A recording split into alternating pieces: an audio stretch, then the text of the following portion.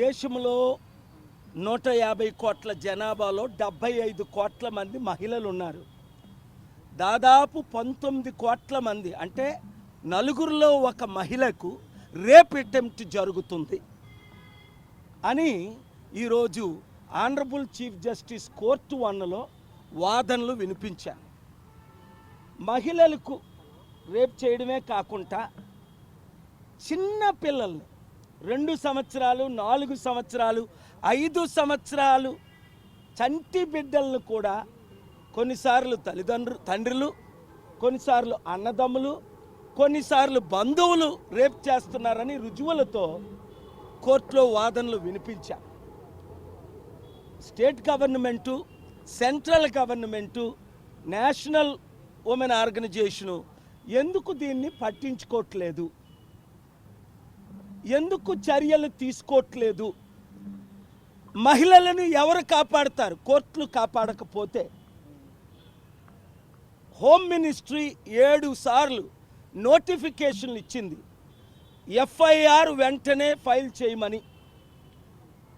నా ప్రేయర్ ఏంటంటే 7 రకాలుగా. 1, ఎఫ్ఐఆర్ వెంటనే ఫైల్ చేయాలి, 30 రోజుల్లో ఛార్జ్షీట్ ఇవ్వాలి, 3 నెలల్లో కఠినంగా శిక్షించాలి, రేపు చేసిన విక్టమ్కి 50% డబ్బులు చెల్లించాలి.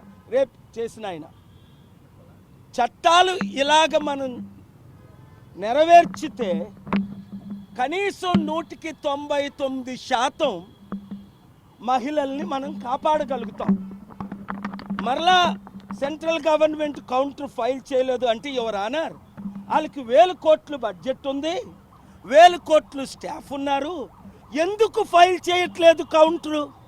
వాళ్ళకి ఇంట్రెస్ట్ అంతా రాష్ట్రంలో సర్పంచ్ ఎలక్షన్లు దాచుకోవడం, దోచుకోవడం, మరల గెలవడం. దేశంలో జమిలీ ఎలక్షన్స్ తప్ప మహిళల గురించి ధ్యానం లేదా? మీరు ఈ మధ్యని సినీ ఇండస్ట్రీలో కూడా ఇన్వాల్వ్ అయ్యారు కదా అన్నారు. అంటే అల్లు అర్జున్ కేసులో నేను ఇచ్చా అల్టిమేటం, మీరు చూశారు.